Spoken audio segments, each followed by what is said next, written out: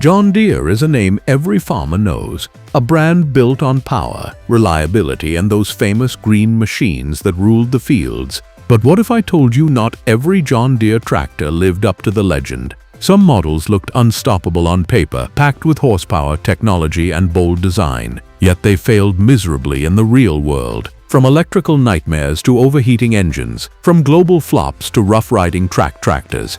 These are the John Deere machines that could have been kings, but ended up forgotten. Stay tuned, because number 7 on this list might just shock you. Number 1. John Deere. 2010, 1960s. When John Deere introduced the 2010 in 1960, it was supposed to be part of the groundbreaking new generation of power series.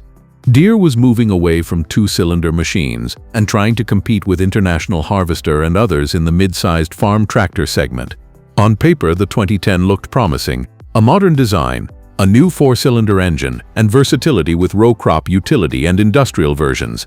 Farmers expected it to deliver reliable power and efficiency. Unfortunately, the 2010 quickly became notorious for reliability issues. Its sleeve deck engine design was highly problematic. Unlike traditional removable sleeves, the 2010 used a wet sleeve deck that warped and leaked, causing coolant issues and frequent rebuilds. Mechanics found the engines extremely difficult to repair, and replacement parts were expensive. The hydraulics and transmission were also weak compared to Deere's other models, and the 2010 simply could not handle tough daily farm use the way farmers demanded. The 2010's reputation suffered so badly that Deere discontinued it just 6 years later in 1965, replacing it with better models like the 2510 and 3020. Farmers who bought the 2010 often traded them off quickly, and even today, collectors warn newcomers about owning one. What could have been a defining mid-sized tractor ended up as one of Deere's most infamous failures. The company learned from its mistakes, but the 2010 remains a cautionary tale, a tractor that had all the potential to rule the fields but fell flat because of engineering missteps.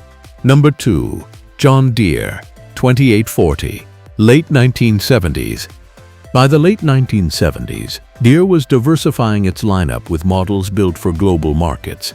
The John Deere 2840, produced from 1977 to 1982, looked like it would be a reliable mid-range tractor for mixed farming. Built in Mannheim, Germany, it had sleek European styling and came with a strong 80-plus horsepower rating. Farmers expected it to combine Deere's trusted durability with modern features, making it a competitor in the utility tractor market. Unfortunately, the 2840 developed a reputation for serious hydraulic and overheating issues. Its closed-center hydraulic system was complex and prone to failure if not maintained perfectly. Overheating became a frequent problem, especially under heavy use in warm climates. Owners also reported problems with the PTO and transmission, which made daily operation frustrating. Worse still, getting parts for the 2840 was often difficult, especially in North America, where Deere's US-built models had better dealer support and spares availability. Farmers who bought the 2840 found themselves dealing with constant downtime and repair bills. The model's problems were so common that many collectors and mechanics today advise avoiding the 2840 entirely unless you want a project tractor. Deere eventually phased it out in favor of more reliable Mannheim-built models in the 50 series, which solved many of the 2840's weaknesses. The 2840 serves as an example of Deere trying to blend global production with local demand, but stumbling in execution. It should have been a dependable workhorse for smaller farms, but instead, it became a black eye for Deere during that era. Number 3. John Deere. 4320, 1971 to 1972. The John Deere 4320, introduced in 1971, seemed destined for greatness. It came at a time when farmers wanted more horsepower and efficiency for larger implements. Deere delivered with a 116 horsepower turbocharged diesel engine, making the 4320 one of the most powerful two-wheel drive tractors of its day. It was positioned as the natural successor to the beloved 4020, which had become an industry legend. Farmers expected the 4320 to continue that dominance. While the 4320 was powerful, it turned out to be more of a transitional model than a true market leader. It was built for only 2 years, 1971 to 1972, before Deere replaced it with the 4430 in the Generation 2 series. The short production run limited its popularity, and the 4320 never developed the same long-term following as the 4020. The 4320 also suffered from early turbocharging issues. While the added horsepower was impressive, the engine lacked some of the durability improvements needed to handle prolonged turbo use under heavy loads. Farmers reported overheating and reliability problems, especially when pushing the tractor to its advertised limits.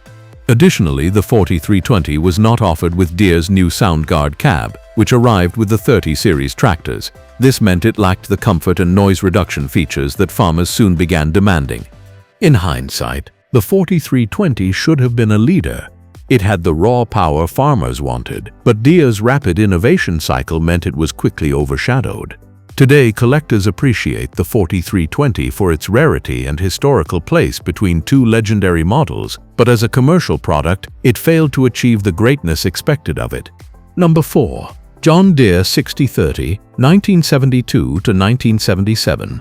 The John Deere 6030 was introduced in 1972 as Deere's most powerful two-wheel drive row crop tractor at the time, boasting nearly 175 horsepower from its massive turbocharged diesel engine. On paper, it looked unstoppable, designed to handle the biggest implements and toughest jobs on large farms. Farmers who saw it in the showroom expected it to be a powerhouse leader that would dominate the decade. However, the 6030 faced several serious issues.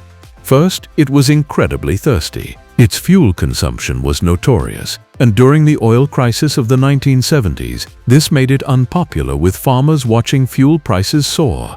The tractor's enormous engine was overkill for many operations, limiting its practicality. Second, reliability problems plagued the 6030. Owners often dealt with overheating issues, especially when running the tractor at full load for long hours. The transmission and drivetrain, although robust, sometimes struggled with the enormous horsepower being pushed through them. The cab was also far less comfortable compared to the new SoundGuard cabs that arrived with the 30 series, leaving operators stuck with noisy, hot working conditions. Because of these drawbacks, the 6030 was not a major sales success. Only about 4,000 units were built, making it rare today. Interestingly, collectors now prize the 6030 for its raw power and striking design. It has a cult following at tractor shows and auctions. But in its era, it was a commercial disappointment. It should have been the king of big tractors, but fuel costs, comfort issues, and mechanical problems kept it from ruling the fields. Number 5. John Deere 7010 series.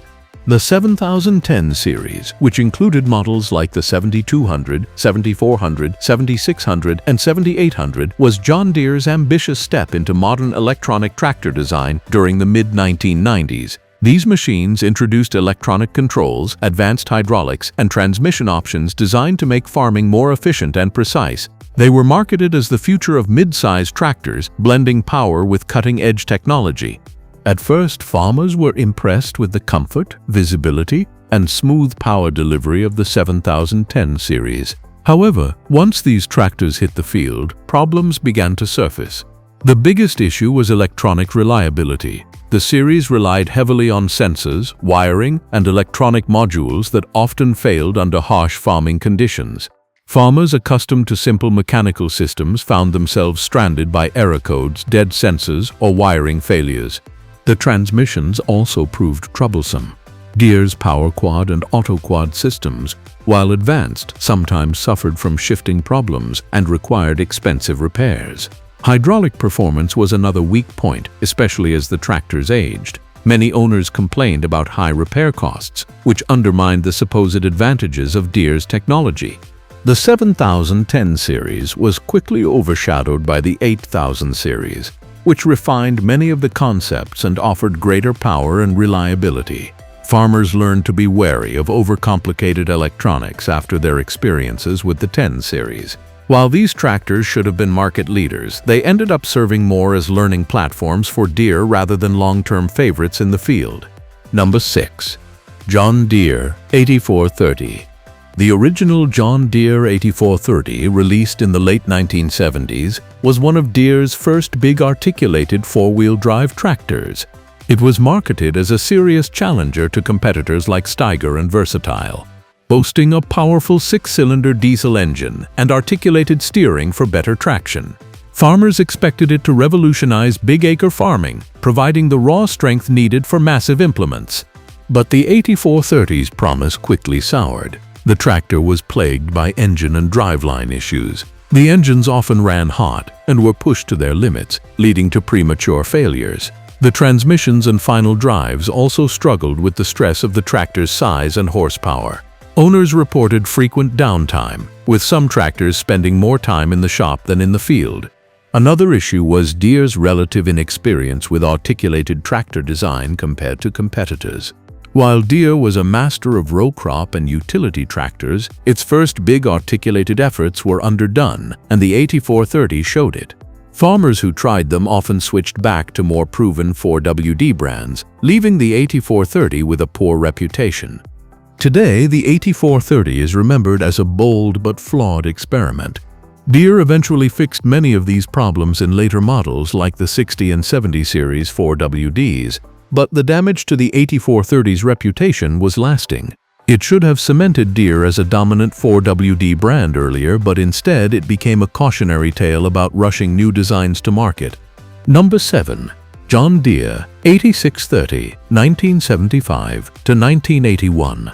The John Deere 8630, produced from 1975 to 1981, was part of Deere's ambitious line of articulated four-wheel drive tractors. With over 275 horsepower, it looked like a monster ready to handle the heaviest tillage and fieldwork. Deere marketed it as the future of high-horsepower farming, a machine that could replace multiple smaller tractors. However, the 8630 quickly developed a reputation as one of Deere's worst tractors ever built. Its 6.119 cubic inch diesel engine was pushed too hard and frequently suffered from catastrophic failures. Blown head gaskets, cracked blocks, and overheating were common. The transmission and driveline also weren't strong enough to reliably handle the horsepower, leading to frequent breakdowns. Repair costs on the 8630 were astronomical. Farmers who invested in them often regretted it, as downtime during planting or harvest could ruin an entire season. Competing tractors from Steiger, Versatile, and Case were far more reliable in the 4WD category, leaving Deere struggling to gain credibility. The 8630's failure was so significant that Deere had to spend the next decade rebuilding its reputation in the articulated tractor market. Later 60 series and 70 series tractors fixed many of the problems, but the 8630 remains a black mark in Deere's history. It should have ruled the 1970s as Deere's flagship, but instead it became a symbol of over-ambition and under-engineering. Number 8. John Deere 4960, 1992 to 1994. The John Deere 4960 was introduced in the early 1990s as the flagship of the 5560 series tractors, representing the very top end of Deere's lineup before the revolutionary 8000 series came along.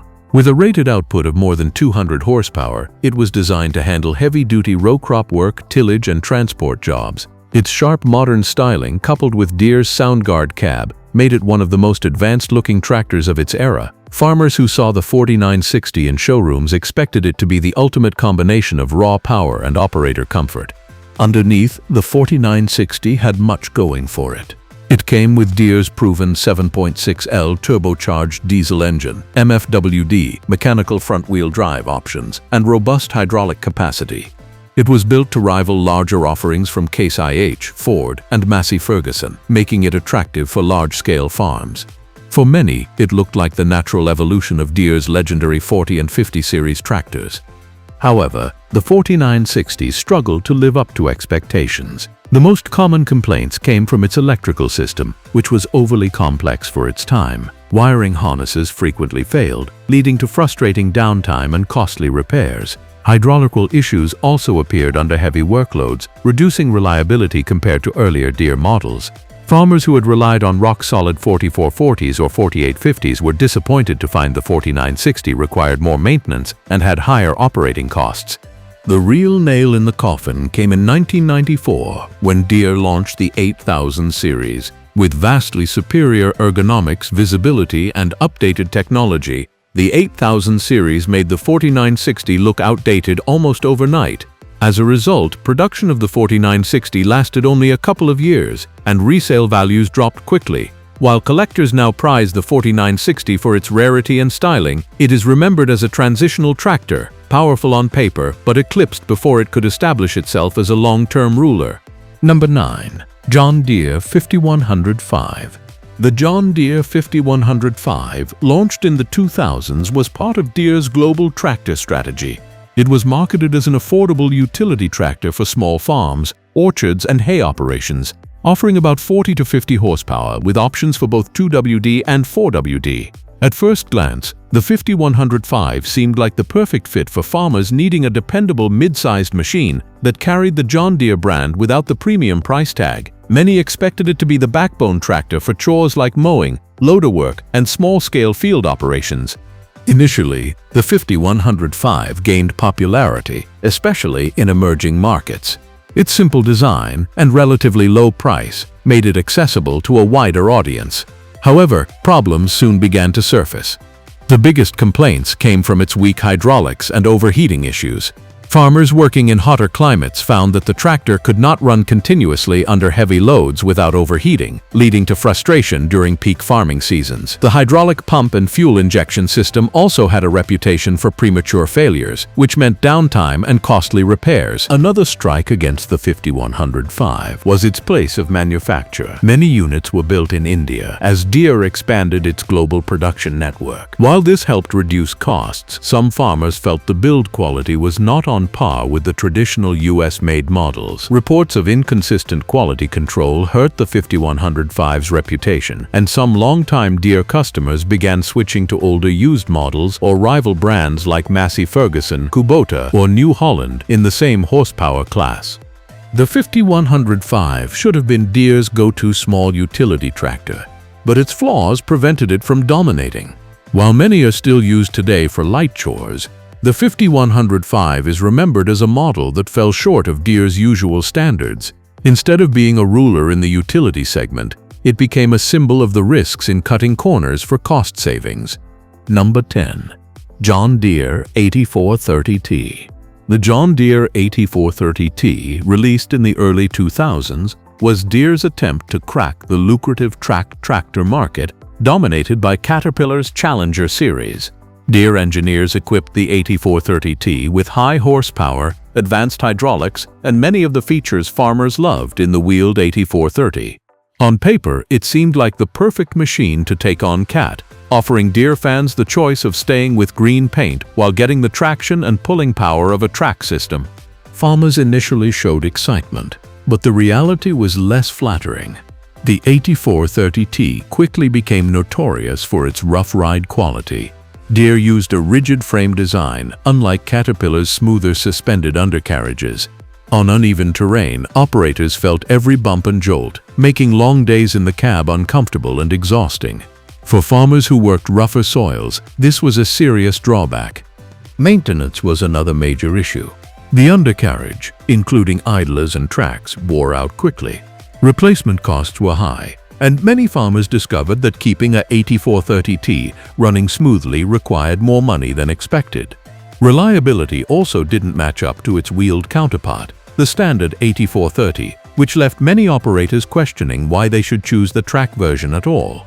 Because of these shortcomings, many farmers who tested the 8430T abandoned it after a few seasons and either stuck with Caterpillar for tracks or returned to Deere's wheeled tractors. While Deere later improved its track designs in newer models, the early 8430T never reached the success it was meant to. Instead of becoming a game changer, the 8430T ended up as a failed attempt to push Deere into a specialized segment too quickly. Today it's remembered as an ambitious but flawed tractor, proving that even a strong brand name cannot overcome design weaknesses in such a competitive market. So, there you have it. 10 John Deere tractors that should have ruled, but instead failed to live up to their promise. Each of these models reminds us that even the biggest brands can stumble, and that farmers value reliability more than flashy specs. But now I want to hear from you. Have you ever owned or driven one of these tractors? Do you agree they were failures, or do you think some of them were just misunderstood? Drop your thoughts in the comments below, and let's start a conversation. If you enjoyed this deep dive into John Deere history, don't forget to hit that like button, subscribe for more tractor and machinery stories, and ring the bell so you never miss an upload. Thanks for watching, and I'll see you in the next video.